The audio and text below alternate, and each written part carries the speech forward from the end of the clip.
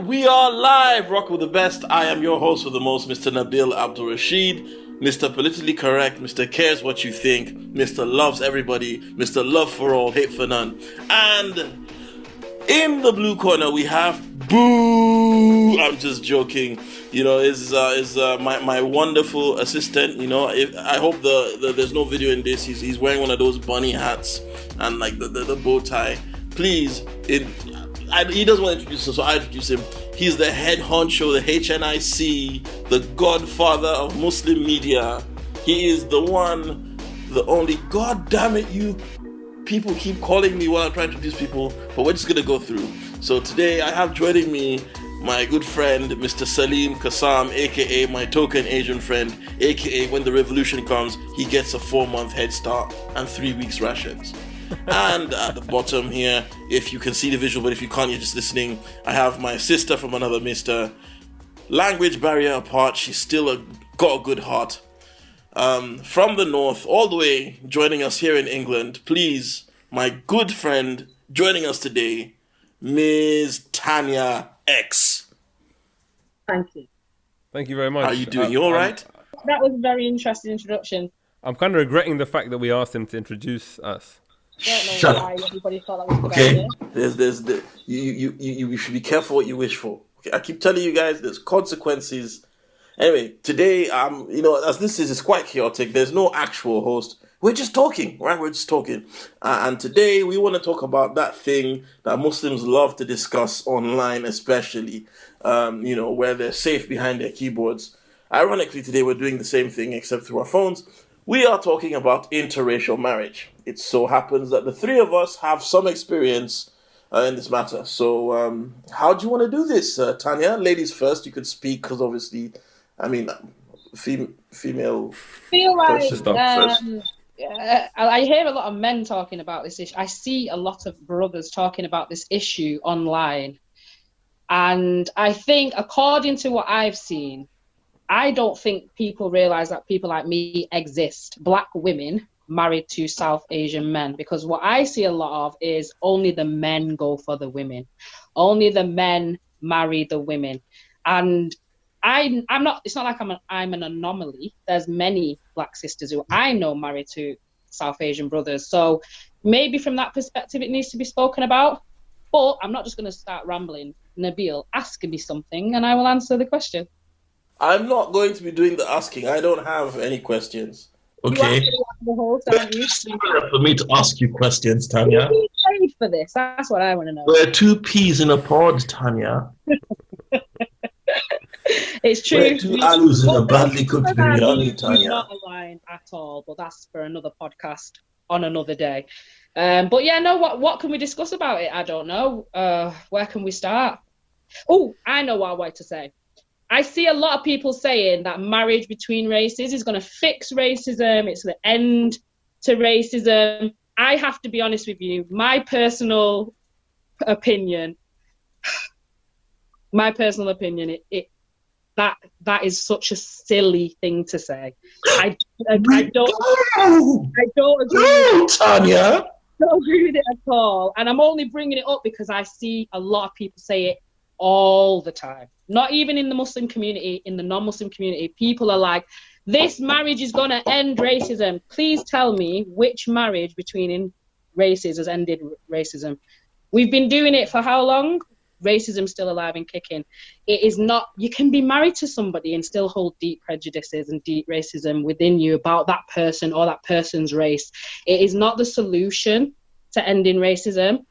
And I think maybe we get confused with the American situation, because America, it's a bit different. I feel like the Black Americans have to maybe preserve the Black family because it's like they're under attack from the wider society. Whereas over here, we don't have it so bad. But that one concept that people say drives me mad. So I had to get that in there. I feel the need to step in then, because I don't hold that view entirely. Nabil's loving this, but I do feel like interracial marriage can have a role to play in breaking down racial stereotypes and breaking those barriers between communities. And I think especially if we're talking about the Muslim community, Nabil, you got to stop doing that, man. Are you just going to... I can't even smile as a black man. It's not because you're a black man. It's because it's you. Trying to put a brother down. No, so I feel like, you know, especially in our Muslim communities, we have this problem where we are so kind of isolated and we stick to our own and whatever else. And that does build up, I believe, at least prejudices. And when you say we, who are you talking about? Because for Nigerians, Jamaicans, Ghanaians... I was going to say, I don't think that's a widespread Muslim problem as much as it is about certain communities. However, you guys are going to turn on me now, aren't you? It's a South Asian problem. I mean, you guys. African communities that also don't like it and don't want to mix. We do know that some. But what I mean is that what I've seen of communities, at least, you know, by and large, is that which communities though? The communities in my area in Harrow. What community is that? The diverse community in Harrow. What communities are featured in this diverse concoction you speak of? Diversity includes everything. The point I'm trying to make. Which everything? Show me name.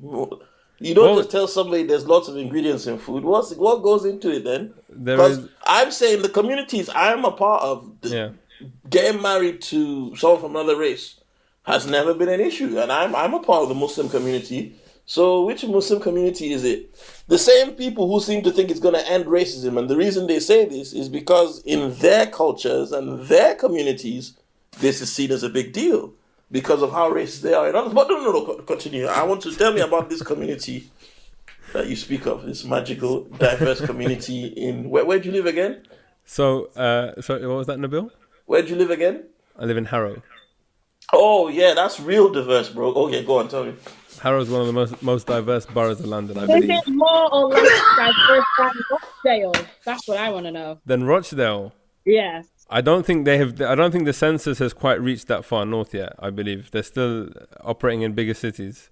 I don't know. I'm getting a vibe that this is how we're going to conduct the conversation. So I'm just going to start. Big up Rochdale. Going to start throwing dirt at everyone. But no, what I was saying is, so look, in my experience, Pakistani, Indian, Afghani, Arab communities, Iraqi, That's Iranian. real diverse, bro. There's a broad spectrum there in the kind of Muslim community generally in the UK, and I feel like the communities that I've seen, that I've observed in my local area, are very ethnocentric, and the centres are run in that way, and that's where I feel like a lot of, and you have this, you know, the perceptions about certain communities being very late at organising programs and this and that and whatever else, and it's just your standard stereotypes that we fling around against one another. And like, so this is the thing, my personal experience, marrying someone from a kind of half Iranian, half Iraqi background, but coming from like an Iraqi community, that in itself was quite a sort of moment for a lot of people, because it's the first time in a long time that it had happened in my community. I know it sounds weird, but there is very much a village mentality that I think people have, and just the virtue of our marriage has broken, I feel, a lot of misconceptions and has opened doors to people actually like thinking about others as not others, if you know what I mean, as like, okay, we can be one and the same. Do you know what I'm saying? But at the same time, I don't think for a second that it's gonna... Nabil, you got to stop getting phone calls, man. I'm sorry, I'm really popular. You're a popular guy today, but yeah, I don't feel like it's gonna destroy racism. Of course not. But I feel like there is an element of it, you know, having a positive impact, for the same reason that communities in Birmingham and Pakistani communities, I think, in Birmingham, that kind of stick to their own and remain in one very tight-knit community, whether that's due to, you know, the government, for example, putting them in social housing in one area and creating ghettos. But even then, there is this problem that exists in pockets of society where people just stick to their own. You know what I mean? I'll just interject. So you say that pocket. Do you not think sometimes when we marry and when we have interracial marriages, they stay within a pocket themselves?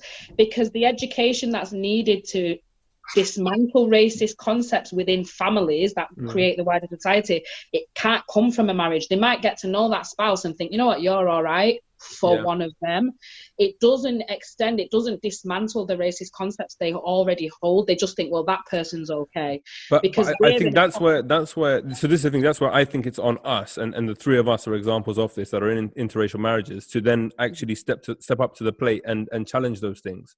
So in my household, for example, with my parents, with my extended family, we frequently talk about these kind of issues, and I'm constantly trying to push that agenda, because I think that we need to stop thinking that, oh yeah, she's just the exception or he's just the exception.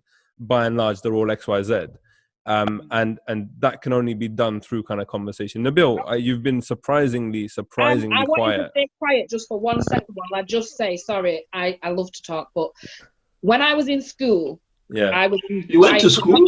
I was in a white predominant. I'm just ignoring any of that because he loves it so much. It was a predominantly white area, white school, yeah. And I used to get a lot of, I don't like black people, but you're okay. So the fact that I'm still hearing this for grown, not only are they grown people that we're referring to, but Muslim adults, I personally feel a little bit exhausted of having to break down over and over again that if I'm okay in your eyes, what makes you think these people you don't know are not okay because of the color of the skin? It's exhausting, it's tiring. Have you seen all of the analogies that we've had to make for this since George Floyd was murdered? How we're explaining about All Lives Matter. Why do people need it to be broken down to elementary school level?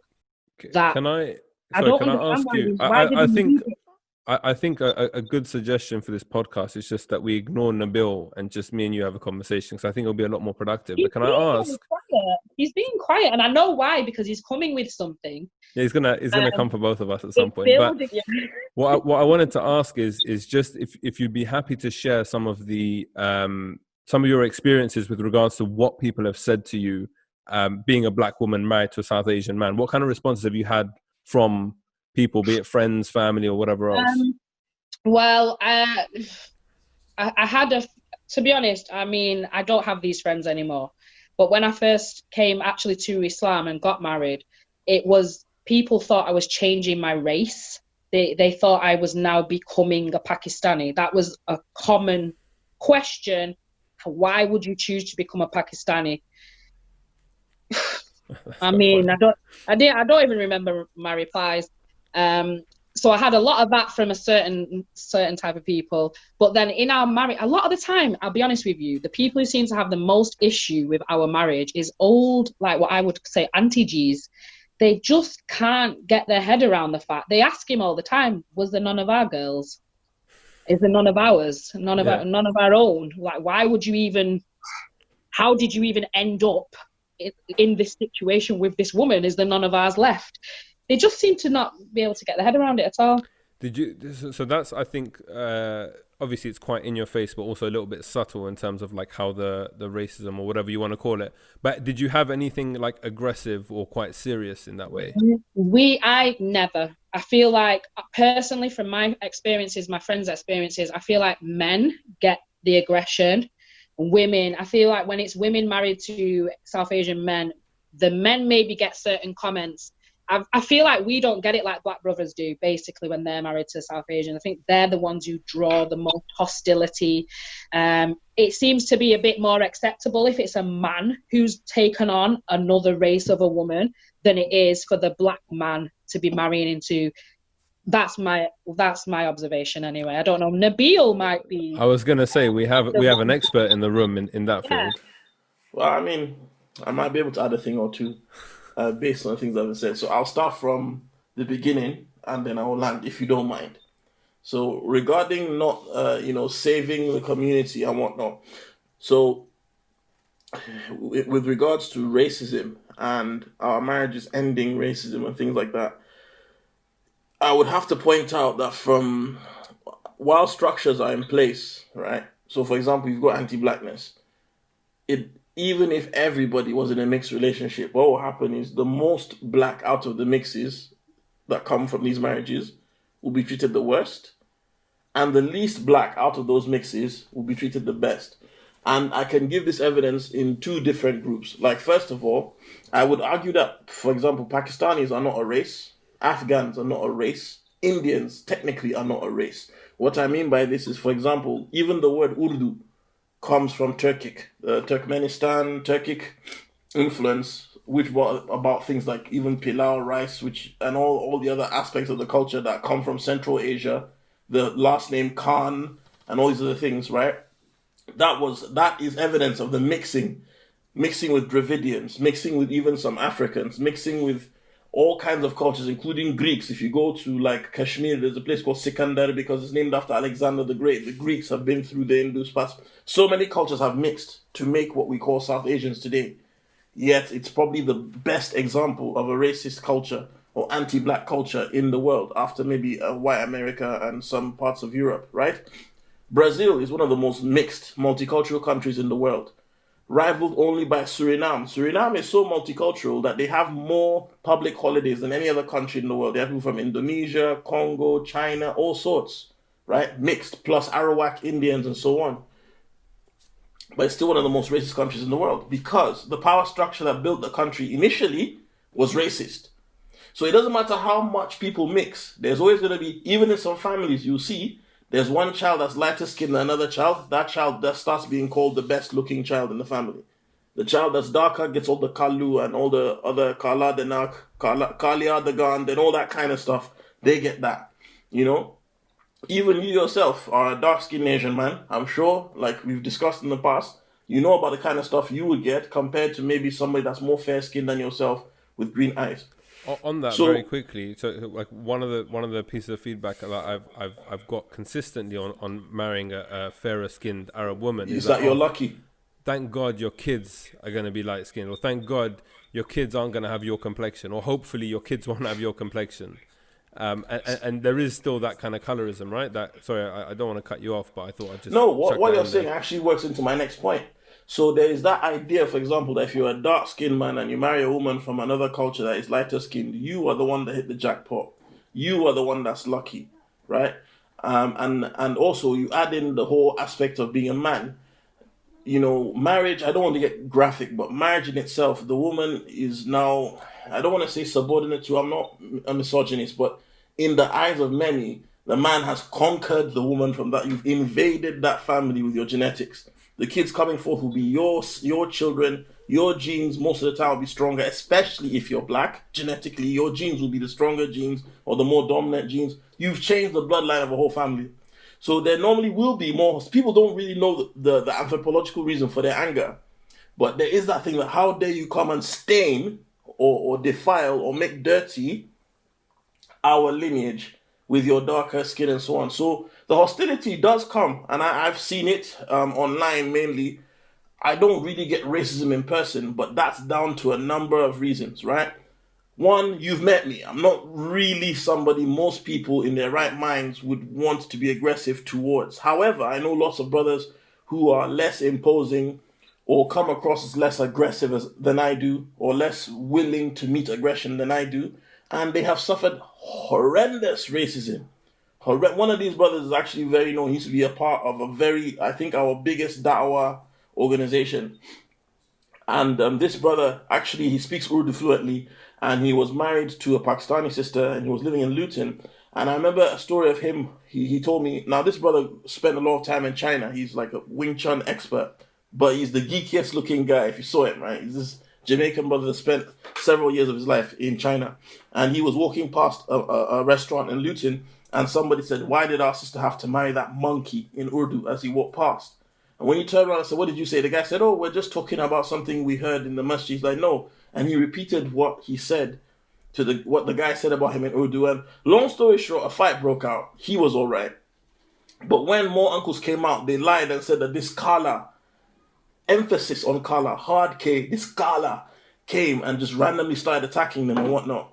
And, you know, it was only that someone got involved and witnessed what happened. But these people, there's a lot of anger towards when black men come. Even the narrative, and this is very irritating. You know why I don't like people using marriage as a way to gauge how well a community has done?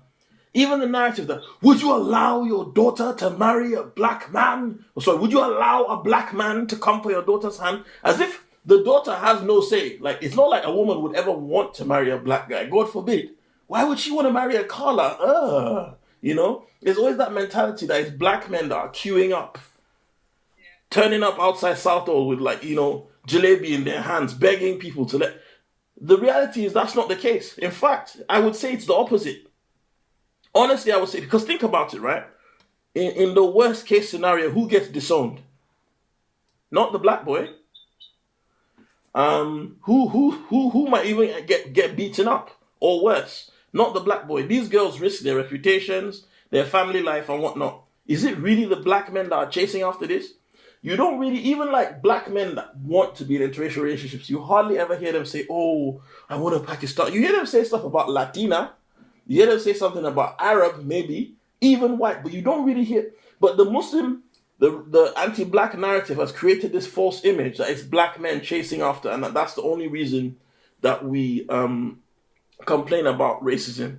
And I think in a way it kind of disregards and disrespects the struggle of racism, because it's not the reason. Like I would rather people taught the true history of Islam and African contribution to Islam, or people treated me with respect when we did business, or like more attention was paid to the plight of Africans in Africa, or we were treated more respectfully in the masjid. That's the issue we're talking about. Not this idea that somehow black women are not good looking, so we all chase after Asian women or whatever. You know, it's almost insulting, and also it plays on a stereotype about black men being these hypersexual beasts that are out to steal people's daughters. It's just doing it subtly, right? But there is a form of racism that makes out that black men are these hungry, hypersexual animals. Hide your daughter. So they say, oh, would you let a black man marry your daughter? Like, why is it always, and like, why is it always a black man? One. Two, why is it your daughter that's the measurement of your race? Why are we using women as currency? That's misogynistic in itself. So that's why the fact that it's always phrased that way already shows me that racism, you know, because that idea that marriage will stop racism in itself is racist, or childish at least. Because, you know, I know, again, there are racists who marry people from another race. You might have a fetish. Even sisters who want to marry a black man just to annoy their parents. There are lots of them. Their race is a fetish. You know, they think because they like rap music and they can twerk in front of the mirror and they like jerk chicken, that all of a sudden they know all they need to marry a black man and raise black kids. And I'm sorry, I'm going on for a bit, but I was quiet, so you know I'm practicing. But after every time I do an event somewhere and there's young people, there's always one sister that wants to talk to me, or two that want to talk to me after the event with stars in their eyes, right? And as soon as I see the look they have in their eyes, I know what they're gonna ask me. Brother, we heard that your wife is Pakistani. Yes. There's this guy, I'm like, don't do it. The first thing I say is don't do it. Because there's always this assumption, right, that I use some kind of African juju to convince my wife's parents to let me marry her, right? There's always this assumption. And there's another thing. People hate me for talking about racism within the Muslim community. But a lot of people, the first thing they say whenever they hear me say something like, oh, he probably tried to marry an Asian sister, and the family said no. If you guys don't have that problem, then why is that the first thing? Why do you automatically assume that my in-laws are racist if racism isn't a problem in South Asian culture? That's one. Two, actually, there was no need for magic or whatever. Her family were cool because they're not idiots. They're just normal, religious Pakistanis. They're not cultural at all. My race was never an issue. You know? But people assume, so these sisters come, and they have this idea that somehow, because they like rap music and Afrobeat, you know, and Bilal was black, so they can tell their parents, and if their parents say no, they're going to marry this guy anyway. And I always tell these sisters, it's better for you just to marry somebody from your culture and have your family behind you than to deny or go against your parents' wishes, one. Two, if you're marrying somebody just because you want to upset your parents, or you think, oh, black people don't have a culture, so I won't have to worry about culture or whatever, that in itself is also racist. Just marry someone from your culture. It's not for everybody. You know? I'm sorry, that was a lot, but I was quiet for a while.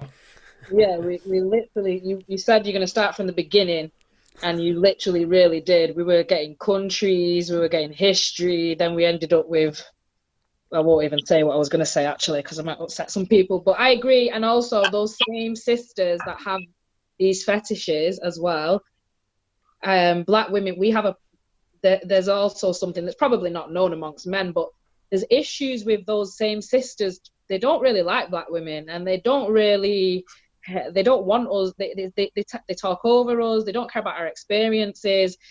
It's very difficult to explain, but it's not like there's unity. This is the thing. It is 100% about a fetish, because if it was to do with the sort of thing where I'm wanting to marry out of my culture, even that alone Like, why are you specifically saying I want a black man? Okay, so even that alone needs to be addressed. But this the racism in our community as Muslims, it's not just about, and it bothers me when it's always about, would you let a black man marry your daughter? Everything you just said, I 100% agree with. It's so much more than that. And actually, there was somebody on Instagram who, I can't remember his name, but he's quite popular. He recently put something up, and one of the brothers from Black Revert brother said, Aki, please stop pushing this narrative of marriage. Would you let a black, like, forget that, like, forget it. It's much deeper than that. We're not lining up in a queue begging, waiting, please marry us. Just leave that off the table, because racism in our community is far deeper than, will you let this black brother marry your precious daughter? And it really is. And as a black woman, this amount of times, sisters, they might like black brothers, they're not very keen on black sisters, I'll tell you that for nothing.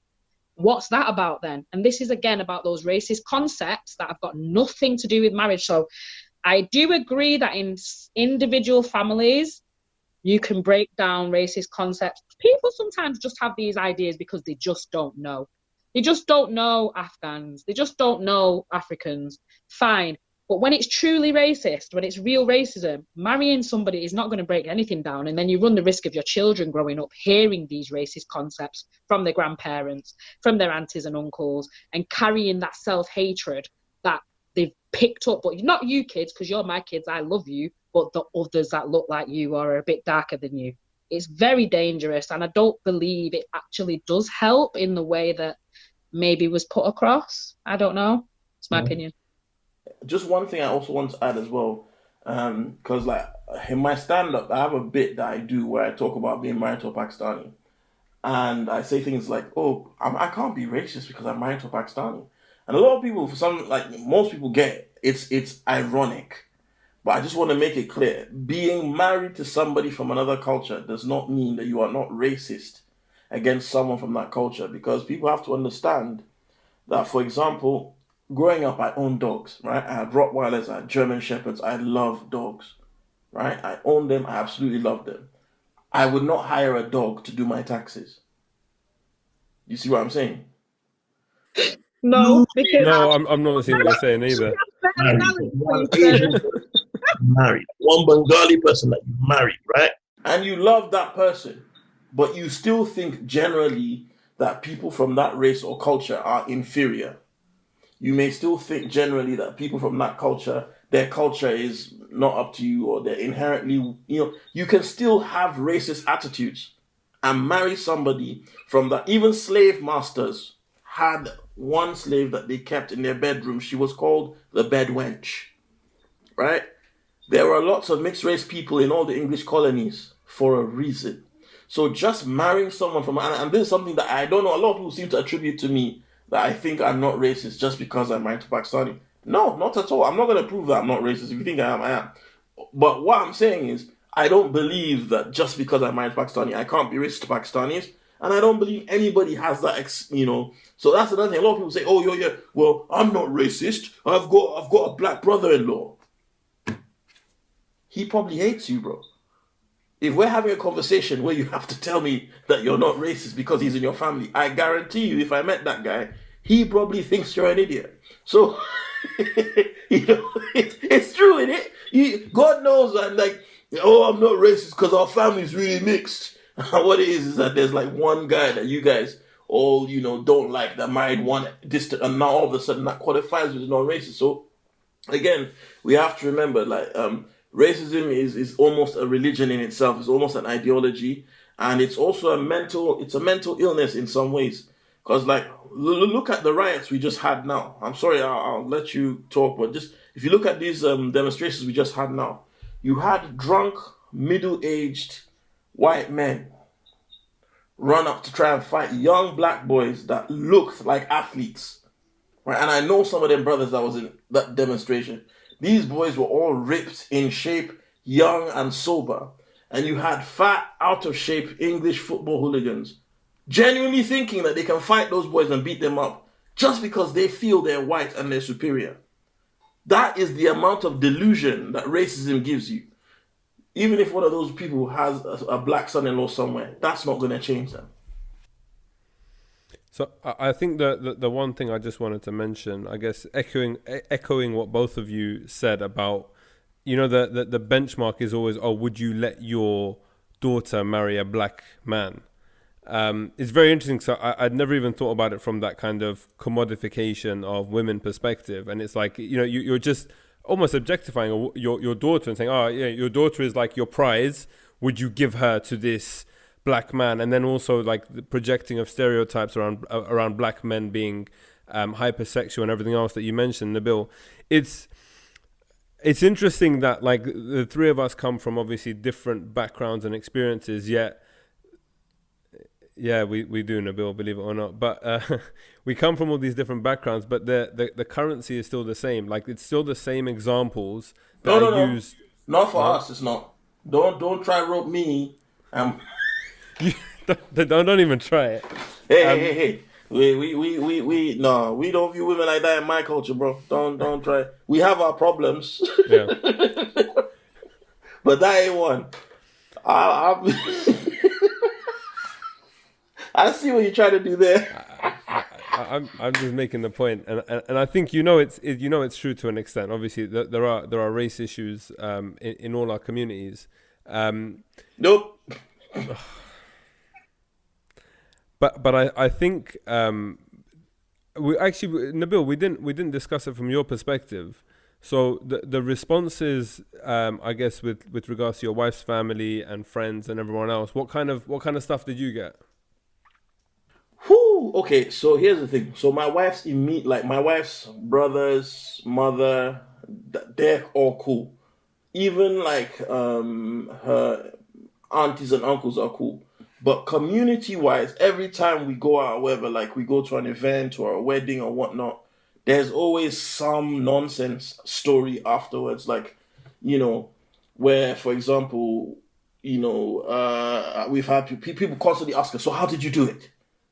You mean your family allowed? How? There's always that as if, like, it's almost as if it's wrong, right? There's always like, how? How did you? How? And the thing is, it wouldn't be as strong if I was white. We know this, right?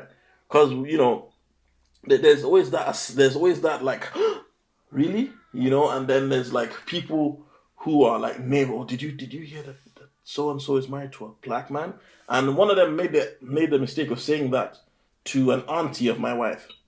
And my wife's auntie was like, yeah, so what's wrong with her? The whole family knows. He comes over. We know it. We send him food. They're the reason I'm this heavy. But like they're like, what's the issue? There's always that assumption that the Asian woman with a black guy has turned her back on her family, doesn't like her culture, has run away. Meanwhile, my wife is probably like the most Pakistani person. You know what I mean? Like speaks Punjabi and all sorts. But there's always that assumption that as well. You find, for example, I've seen in debates sometimes when Tanya has been talking, because her last name on Facebook, I believe, is her husband's last name. People, and her name, Tanya, there's lots of Pakistani women that will put their name as Tanya. I don't know why. It does sound like Pakistani, I'm not going to lie. It's an English name, but there's loads of Tanyas online that are Pakistani and Nadias as well. It's Russian, actually. It means little fairy princess. Carry on. That absolutely describes you, bro. So there's many times where people have heard Tanya being defensive about racism and whatnot, and they're like, oh, she's probably some disowned Pakistani girl. It's always that thing, I've even seen people who attack me online. They say things like, oh, my family, my in-laws, they must be bagherat, they must have no shame, Besharam people, blah, blah, blah, and they say all this stuff, and they make all these assumptions about my wife and the kind of woman that she is, because she's with a black person. And I've seen them do it. Like there's a picture that was online recently, and again, people make the same thing where they call the women all sorts of vile, misogynistic, slut-shaming terms because they're married to a black person, or they say that she's only married to the black man because you fill in the blank, right? The common stereotype or the common, idea, and this is where I think this is why, again, male racism is stronger, because it's also fueled by insecurity. Because all I'm saying is every people that enslaved black men castrated us. So there's a reason behind that. It's a very real reason, and you find like a lot of brothers. I know there's a few men that listen to this that have been to prison and stuff like that. In early like 2005, 2006, there was a flyer that got printed and circulated around prisons. And I hope when people listen to this, any old school man that went jail or worked in prison at a particular point in time will be able to. So I got a call. I hope when this comes out, any of the old school men that have been in prison before, and they listen to this, they will be my witness. There was a flyer that was circulated by Asians in prisons and also out on road that said, "Oh, beware of the black Dajjal," and they said, "Oh, you Dajjal, we're not impressed with your sexual prowess or your athletic achievements or your music. Stay away from our women. Anywhere you see a black Dajjal, kill him." And anybody that went pen 2000 from 2005 to 2008 will probably know what I'm talking about. And there was a lot of beef as well. Like even criminals were not just religious people, criminals. Everybody was saying, "Yeah, beware, protect your sisters from the black Dajjal." And then even known Muslims from like Birmingham sides were pushing out this rhetoric as well. And then they made up lies that apparently a sister was raped by a black man in a park somewhere, and it never happened. Right? There was but it was this thing where they tried to frame one. It's an insecurity of the stereotype of black men being physically more imposing or sexually more, whatever. These things fuel insecurity. So a lot of the time when you see black men being attacked by men of other races, you can hear some of the inadequacies that they feel when they say it, which may not necessarily be true. And a lot of the time, that is the frustration they feel when they see sisters married to a black man. Because a lot of the time when I'm out with my wife, right, this is the honest truth. Like if we're stared at by young girls, they look and smile. There's no actual negativity from young girls or women closer to our age. They smile. They find it to be progressive. They don't see a problem. But it's always men that I'll catch looking somewhere until I look back, then they look away. It's always, and in most couples I've seen, it's always that when they see a man with a woman of a certain, of a different race, whether it's Arab or Asian, it's almost like this hatred. And you'll notice that's why it's mainly women that are killed in honor killings and not men. They never go for the man, So it's not just racism. It's a racism mixed with eugenics and insecurities as well.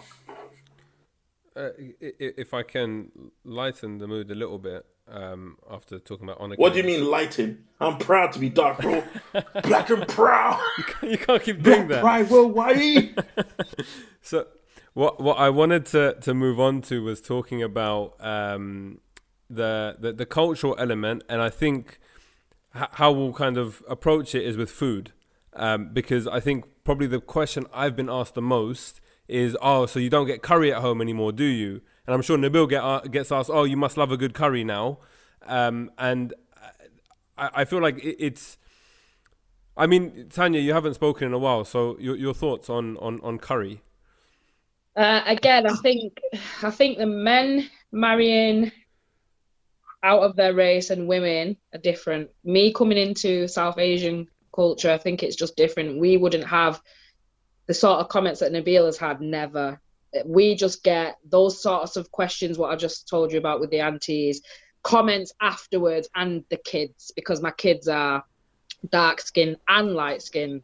So the light skinned kids, mashallah, they're poured over, they're the good looking ones, and the dark skinned ones, they might as well not even be there. They barely get looked at. So that's the focus. So I think there's some issues that are just down to being men and women. So for me, I think it was a bit of a shock not that long ago. I asked my children, "Do you feel more black or do you feel more Asian?" I don't know what I was well, I do know what I was expecting to hear. And when they said Asian, I was like, what? And that sort of should have been a clue, because that's the food they want to eat. And I love Pakistani food, okay? So that's what I've been cooking, to the point now where I don't need, I can cook it, okay? And they love it. And only recently, as they've started getting older, they've started saying, "Mama, can we have Caribbean food? Can we have this?" So I've realized that I'm not really in tune with cooking this food, because I haven't been cooking it for the past 10, 15 years. And I think I was so for me, it's been different. I'm sort of like, I'm just providing what my family wants. My husband, he's one of them who only ever wants shepherd's pie and things like that because he was sick to death of eating curry when he was growing up. So he's fine in terms of curry, but the kids, that's the food that they prefer. So, I so think it's a bit of a question, different issue, that's all. I was going to say, the next question that someone might ask you is, does that make you a traitor to your race? That you've forsaken your kind of native palate towards the kind of Pakistani and adopted your husband's food and whatever else? I think asking me that question would get a different answer than maybe asking a sister who's got some clear African roots, because my background is mixed. My grandmother's white, British, from Birmingham. Nabil, don't say anything. And my granddad was from Jamaica. So my own roots, mine are all over the place anyway. I haven't got much connection with what was going on in Barbados, Jamaica, or then from beyond.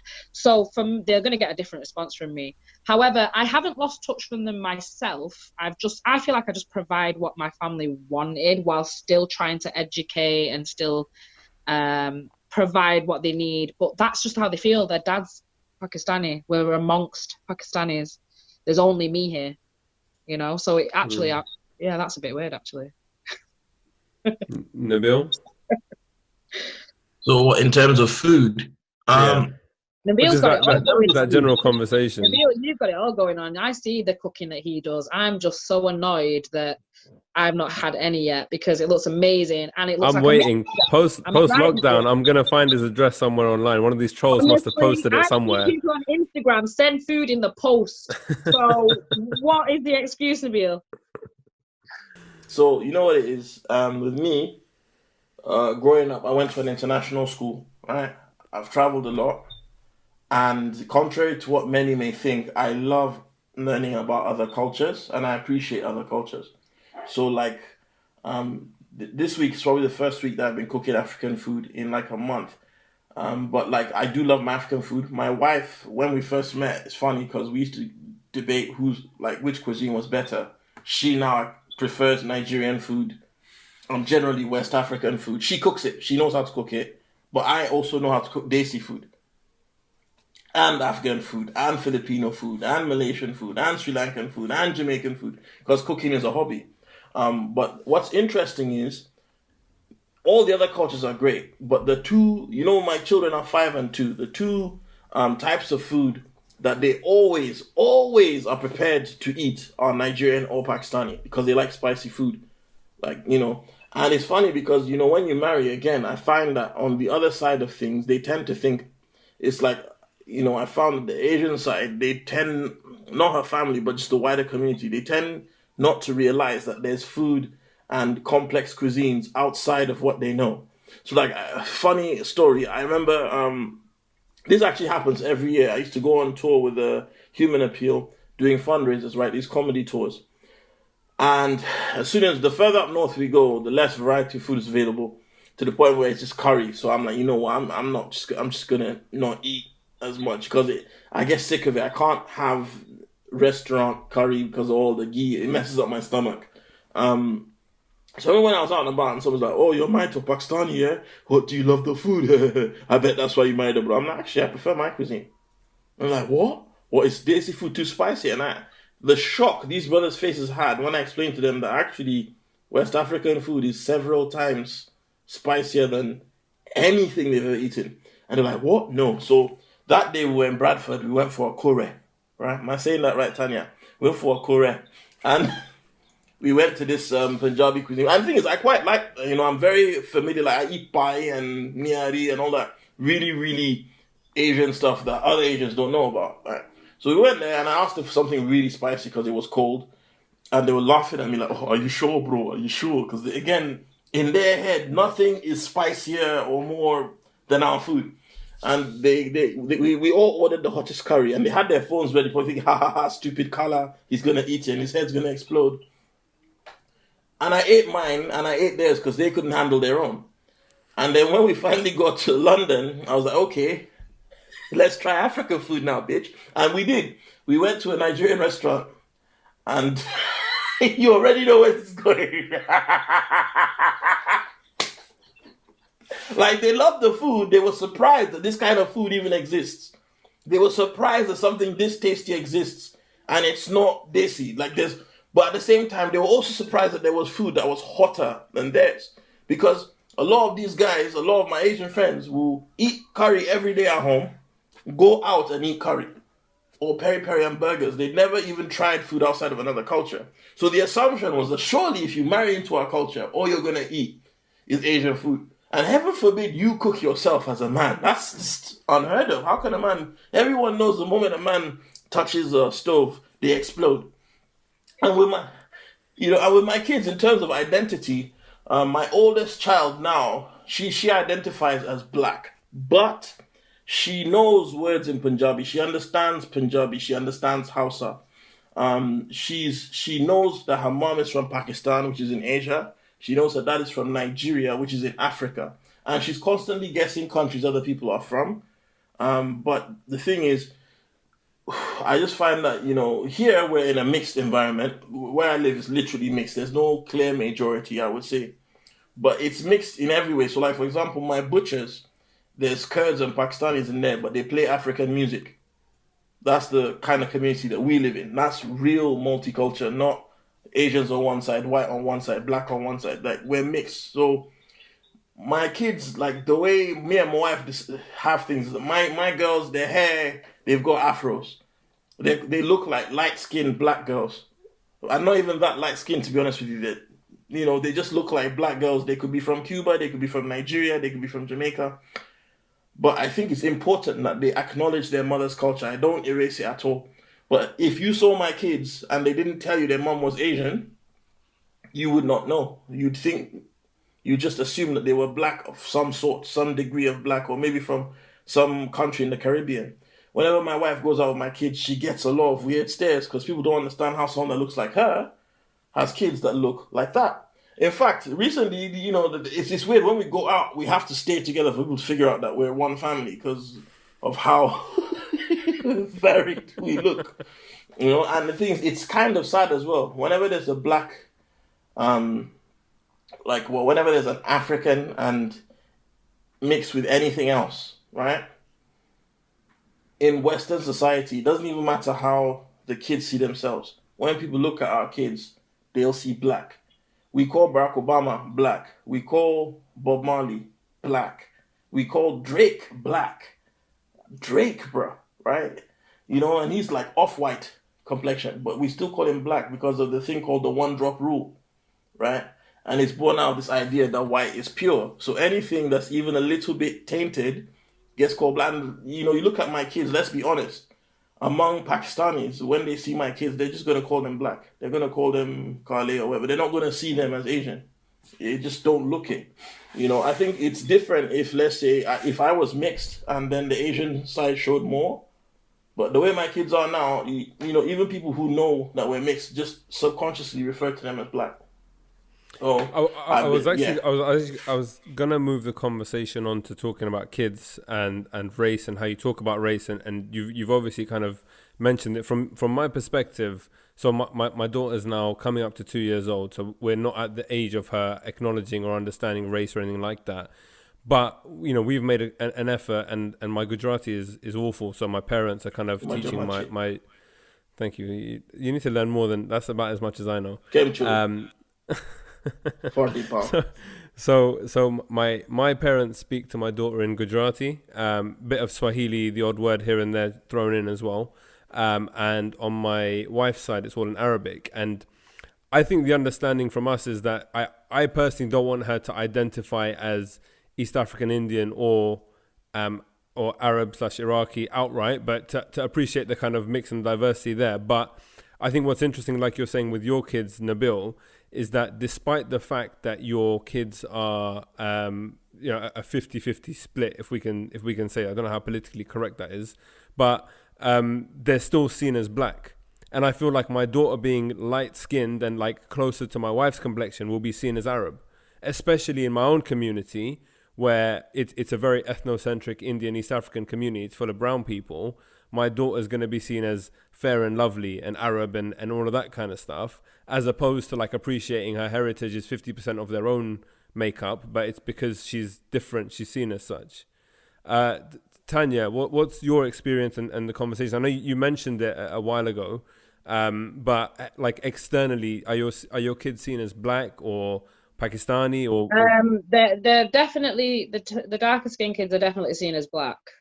So it's interesting because you said you had a lighter skinned kid and darker. I have got three dark skinned children and two that are very light skinned, like lighter than their dad, very fair. And you think they're classified differently by people?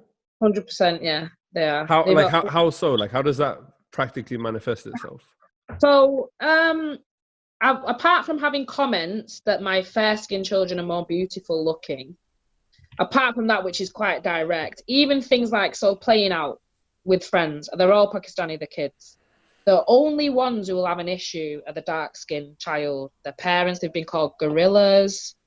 They've been accused of saying things that they've not said. And their siblings, but the light boy, nothing, no issues whatsoever. Whereas the dark, it's just to the point where we just stop playing out with them. Because obviously no one wants to see their mum ragging people up and down the area. It's not nice. It's not a good look, is it, for Muslims to behaving like that? But it was that bad. The comments, I mean, who calls it like an 8-year-old a gorilla? But it was always to the dark-skinned child. And I think what's strange to me is my experience of racism as a black woman. I haven't been a Muslim all my life. So I grew up with white racism from white people calling me the N-word and the P-word because they weren't very bright and they thought I was Pakistani. But my kids are not experiencing at this moment in time racism from white people at all. It's all from brown people. Some of them are darker skinned than them. But just because they know their mum is black, that seems to give them a right to be racist. So even in that way, I can't really relate to them in that way because it's kind of confusing for them. It's confusing, and again, it's aimed at the dark-skinned children. I don't know, to be honest with you. I mean, the fairer boy who, one of them's only 2, but one of them's 12. I'm not even sure how society will look at him when he looks Greek. I mean, I don't know. He's got brown curly hair and very fair skin. Like, I don't know what he will be looked at as. To me, he looks mixed black, but light-skinned. And I know he will just be seen as, I feel like that's just what they'll all be seen as. But at the minute, white supremacy, as a system, they're not feeling it, they're kids. But in terms of individual one-to-one racism, they're only experiencing it from other brown people, other Muslims, which is sad, isn't it? I think the fact that you said that some of the kids are probably a darker skin tone to your kids, but because their mum is black, they feel the right and the need to be racist. It's crazy because I think the experience you've just kind of presented almost proves the point of the necessity of these conversations. The fact that your kids who are have the same parents, the same genetic makeup, can be treated differently because they're darker skinned to the other ones it's crazy. And obviously it's sad that we have to have these conversations, but I guess here we are. Nabil, you look a bit bewildered. Or is that just when she said some of the stuff that people have said to her kids, it got me angry because I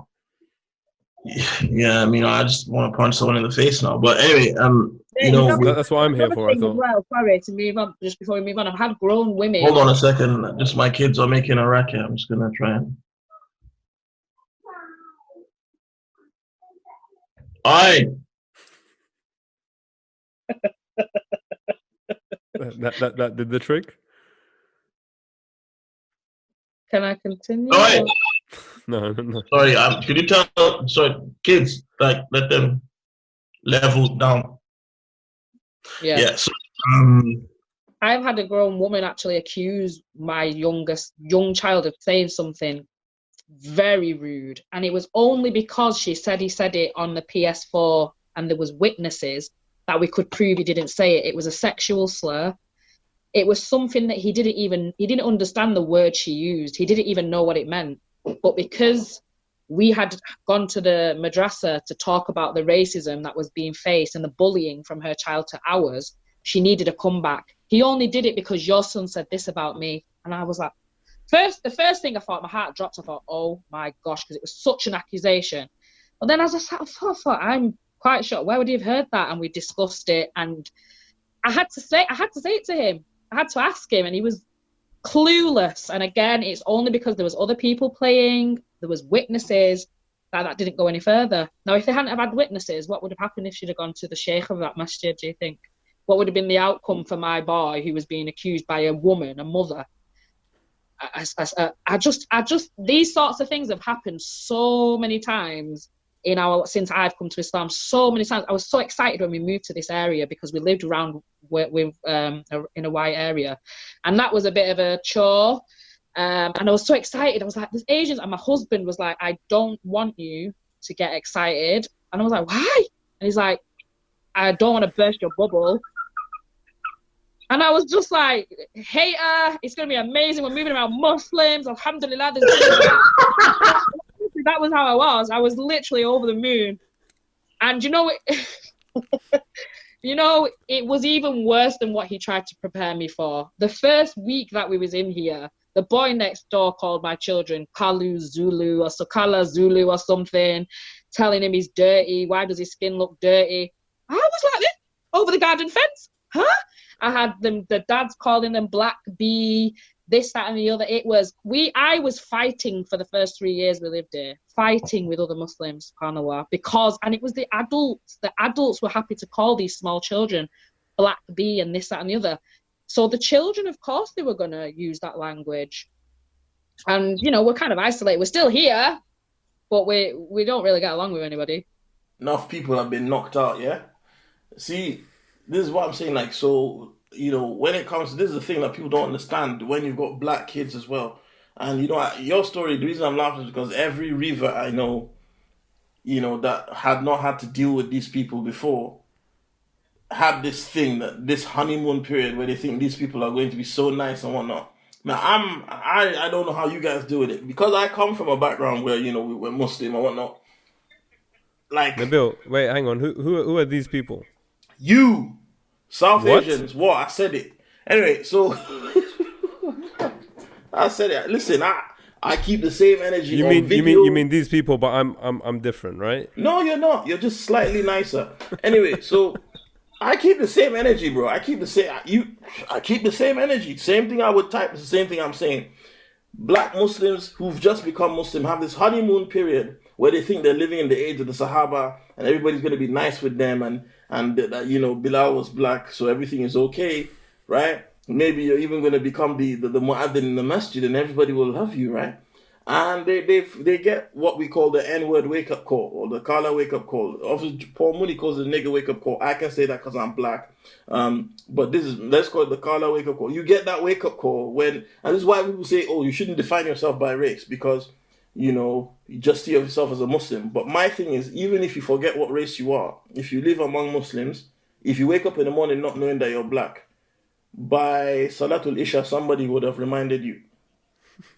If by Fajr you didn't know you were black, by Isha somebody, in fact, forget Isha, by Asr somebody will remind you that you're black. And that's the reality. So with my kids, like all the books, all the literature, everything in this house, if I show you my kids' books now, it's not near me, all the toys have afros, they have black.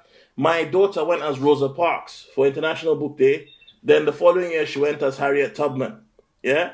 I make her watch things like that where there's black stars. I make her read books and I talk to her about who she is and what she is. Because I know if you don't make especially with women, because women, there's a whole new level of racism linked to, for example, beauty standards and things like that. Apart from that, I've been teaching my daughter to defend herself since she could walk. I've been teaching her to fight since she was 2, 3. Teach it, because the fact is, it's twofold. Black kids are never seen as the victim. Right? So, like, I know, of situations where Asian kids have ganged up to fight a black kid and still gotten beaten up. And then people still made the black kid look like they were the aggressor. Even though it's like 2 or 3 Asian kids getting beaten up by one black youth, But, but you know how these Kale are, they're so violent. There's that mentality. Many Asian parents who don't send their kids to school. Like, we have a mutual acquaintance, Tanya and I, who had to move from where she lived in Hull to Birmingham. Because the neighbors she's Pakistani, her husband is Sudani, the kids are mixed, but they don't even look like my kids do, right? But still, they were dark enough that kids tell the Asians in the area told their kids don't play with those children because they're African, they may have AIDS. Called them Shide, and everything that you've had your kids. You're my witness. You know she's told us everything that Tanya has heard her kids called. Her kid, it's the same thing. This sister's kids were called those names. And the reason that hasn't happened with my kids is one, I refuse to send my child to an Islamic school where Asians and Arabs are the majority.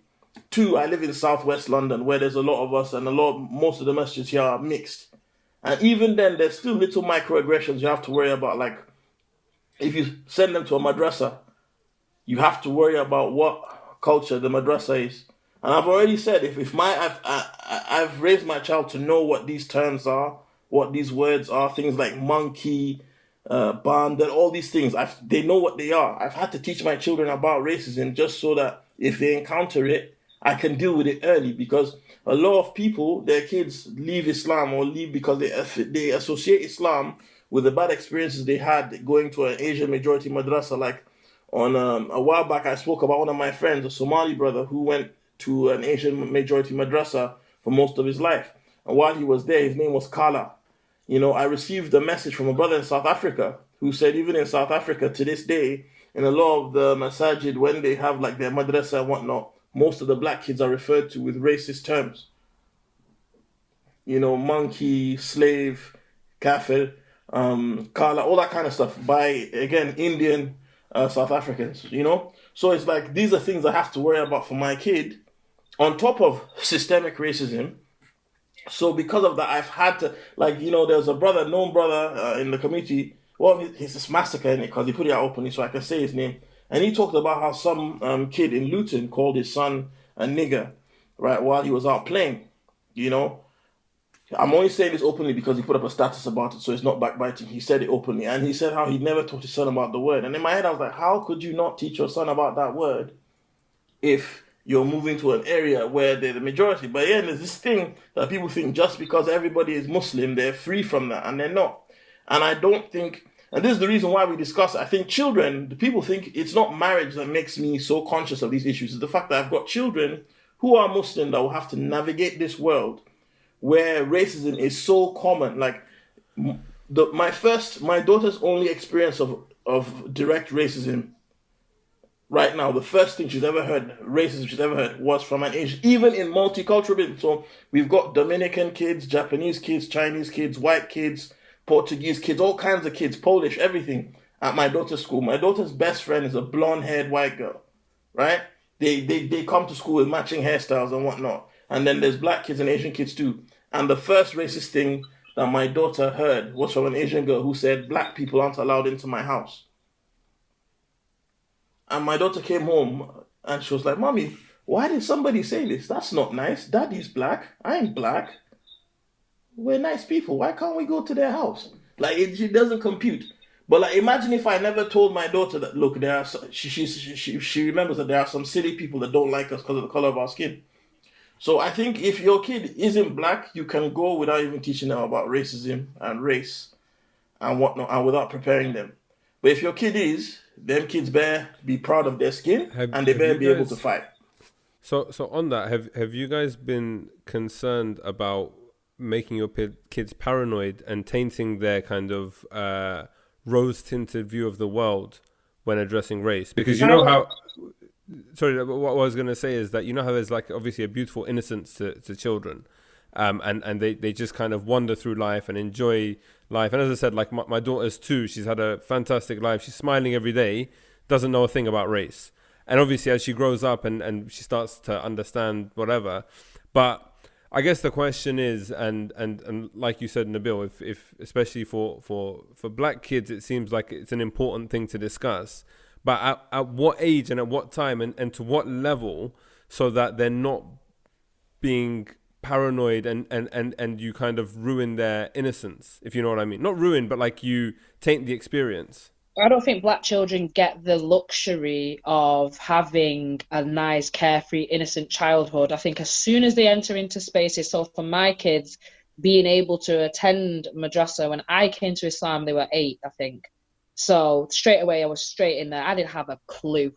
That's me being honest. Where I grew up, it was all white people. One Asian family who the mother was white, so they used to also call me the P word. It was very confusing. There was no one. I never was around Pakistanis. I've never known any. So I've sent them in. I haven't had a clue about anything. And it was a very big eye opener. And so from being that age, because they'd obviously been to school before then, but I don't recall any sort of issues with young white children, racism. It all seemed to come from when they entered into the realm of these Muslim spaces, madrasas. That's been a very detrimental situation for my particular family. Sending my children to Asian first and then Arab madrasas was probably the biggest mistake we made, and we won't be continuing with the younger children because that's how bad it was. And even having the teachers saying straight to our faces, there's nothing we can do about this. The parents will just take their kids out of our school if we come down hard on this behaviour and this language. We'd rather lose you. So, you know, we've had it blatantly. They've said straight to our face. So, yeah, no, I forgot the point now because he's thrown me off. Nabil. Nabil threw me off my point, what I was going to say. I totally. So I don't think black children have that luxury. I think as soon as they enter the world, in whatever way that is, whether it's school, madrasa, nursery, you're already preparing them because they are going to face racism or microaggressions, and they need to be prepared because what you get is what Nabil's daughter come with. Why would they say that to me? Why? So they don't get that luxury, I'm afraid. And I don't think it turns into paranoia. I think this is another thing as well about black people. Who is more forgiving? Who is more? We just want to live. Who is more forgiving? Look at that image of that black man carrying. I'm telling you, he would have got a few stamps on the nose from me on the ground. I don't care how that makes me sound. He's picked him up, flipped him over his shoulder and carried him to safety. But he's probably harmed black people many times. And will he continue? He was an ex-police officer. He's gone there specifically to cause harm to black people. And yet you've still got a black man carrying him to safety because he couldn't bear to see him be violated in front of his face. He thought it was wrong. Who is more forgiving? How much forgiveness is constant? Just let us live. Just leave us alone. Just let us be. That's how it is. And it starts from our children. I don't like the fact that my children are growing up experiencing racism from brown people, not from white people. And their mum is always online talking about white supremacy, white racism. But in my own home, we're trying to dismantle why this brown Muslim is causing all the issues in our lives. The brown madrasas. It's not the white man in my house. It isn't. Systemic racism and systematic racism, yes, okay, we know what the systems are, but for my children, what they've experienced has come from people who look like them. It's a very strange sort of reality to live with. So for me personally, I don't think black children get to the luxury of a carefree, innocent childhood anywhere in the world, personally. Why? Here's this is the judgment, Rasta. Hear me, I say. What Tanya has said is the fact, black kids are not afforded victimhood. They're targeted on an institutional level. They're targeted on an educational level, even on a spiritual level. We're targeted. That's a topic for another day. Our survival, the only way we can survive is to be prepared. Growing up, I always got told I have to work 10 times harder than a white man to get half of what he gets. And the reality is, the more privileged you are, the more you can have that carefree existence, right? A child that looks white or is white passing will have that luxury. But as black children, it doesn't take away from the innocence, because at the end of the day, I'm not teaching my kids to be racist. No, but I'm teaching them to understand that some people may not like you for the way you look. So when you come across such people, do not give them the time of day. I don't teach my kids to be nice. I teach my kids to be principled, because it's better to be principled than nice. People misunderstand what it means to be a good human being. You don't have to be nice to be a good human being. Be principled. I'm not a nice guy. I'm a principled guy. If you're respectful to me, I will be respectful to you. If you're not, then I won't be. And I'm teaching my kids the same thing. Don't pick on anybody. Don't treat anyone badly just because of the way they look. But if someone hits you, if someone tries to hit you, make them miss and hit them first. Hit them back is the last resort. I teach my kids, you're worth defending. You don't deserve to be bullied by anybody. That's why I teach my kids. And I teach them that they're beautiful, they're intelligent, and they're not beneath or below anybody just because of the color of their skin. But there are people out there who may think so. Because it's, there's always that one naive person that's never met racism in their life. And then the first time they experience it, they then go and cry to tell mama or DOAM, right? Because they've gone this whole life where they're coasting and they've not. Have you noticed how you very rarely see a black Muslim reporting Islamophobia or racism they've suffered to tell mama? Never. Have you noticed how the majority of videos where a black person got racially abused ended with the racist being knocked unconscious or dealt with swiftly, right? Whereas compare that to other people of other backgrounds, there's always that shock. The reason black people are so prepared to defend ourselves from racism is because we start suffering it since we're from the age of 5, 3, 4. Teachers will put us in the naughty corner for something that the white kid can get away with. It really starts from then. So preparing our children mentally is not just something that we should think of. It's a responsibility. It may not be for you because your setup is different. But for us, you have to remember, not only am I an outsider to the wider community, even within the minority, I am a minority, right? I'm black and I'm Muslim, so everywhere I go, I have to watch my back. And everywhere I go, somebody hates me that doesn't know me. That's just a fact. And then when you factor in that I'm proud of the things that I am, that makes it even worse because I'm not willing to let someone dominate me. So I think, in terms of innocence, there's nothing that, if my children, for example, were Palestinian and we were a Palestinian family, would there be any fear that, oh, aren't you ruining their innocence by teaching them to be proud to be Palestinian? There wouldn't be. If my children were Kashmiri and I taught them to be proud to be Kashmiri, nobody would ask, oh, don't you think they should just be happy to be that? No. But the thing is, and I'm not attacking you because I know you're framing that question based on what people ask. But the thing is, whenever it has to do with pride in blackness, there's always but brother, there's no racism in that. And before I go, I want to say, because I know we need to wrap up. Can I just clarify quickly one thing, very quickly? No, I'm saying it's not you that asked the question. I know. Play devil's advocate. No, it was me that asked the question. But what I was asking, then dude, I wasn't asking about teaching your kids about their race, but about racism and the fact that they may face comments from others. And like if someone says XYZ, that's a red flag. Do you know the fact that I'm putting them on the defensive in that way? Do you teach your kids stranger danger? Don't talk to strangers. Yeah, you would. Yeah, of course. So it's very unlikely anybody is going to try and kidnap my child, but I teach them stranger danger. Very unlikely because we have a routine. Someone is always around our child, right? But it's very likely that my child will deal with racism in their life. So what should I teach them first? So that's just the reality. Same thing with bullies. I teach my kids to be able to defend themselves physically. Why? It's very likely that somebody might try it because I've got good-looking, well-spoken, intelligent, good-mannered children. So somebody who's not raised their child that way, their child might try and target mine. So before I go, I just want to say this is the nature of mixed race children. And also, by the way, can we stop saying that mixed race children are cuter than other children? I know some people believe that, but my thing is this: when you say mixed race children are cuter than other children, you're kind of saying that certain attributes look better than others, or certain hair or certain skin is better than other hair or other skin. All children are beautiful. That's the closest to all lives matter you'll ever hear me say anything.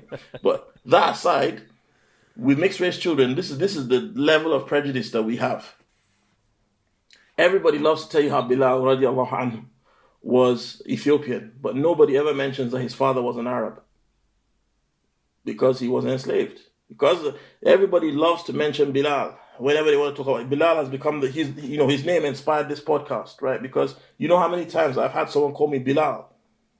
They've met me and just assumed my name is Bilal. Or I've told them my name and they've still called me Bilal. This happened to me even last week. Bilal. I've been called that so many times. Bilal. Right? Because in their head, that's the token Muslim. They don't even understand that at that point in time, Arabia was full of dark-skinned people, and that Arabia shared borders with so many, dark. Where just down the road, there's Ethiopia from Arabia. Many Arabs descended from African tribes and vice versa. So Bilal radiallahu anhu, his father was of Bani Hashim tribe among the Arabs, but he was described as a very dark-skinned man. Most Muslims today, they call him Bilal the slave because he was enslaved, but they don't call Salman al-Farsi the slave because he was white. But the place that we're comfortable with seeing Muslims, oh yeah, he was a slave that was freed. Oh, you know Bilal, the slave. Automatically, when people think about even Prophet Muhammad sallallahu alaihi wasallam freed slaves, they always think about black people. They don't realize that there were Arabs and Persians that were slaves too at that time, right? But isn't it so telling that when people even speak about Bilal radiallahu anhu, they don't acknowledge that he was an Arab? His father, where you get your actual identity from, comes from the dad in most cultures. His father was the Arab. But still, we refer to him as the African. Because what? Is it an impurity? I don't know. But that's the same thing. That even from someone from that long ago, that shows the mentality. And also what Sister Tanya said about the kids, what I've shown you as well, and hopefully I hope you never find out, but this is also proof that one, it's not the older generation. The younger generation, 2 generations younger than us, are just as racist as we are, if not more. So these situations, these things need to be discussed, you know.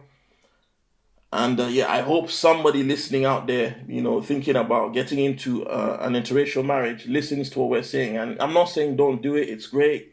But think about the wider implications for yourself, your mental health, and your children before you do it. Yes, that's what I'm saying too. And learn how to fight. Definitely.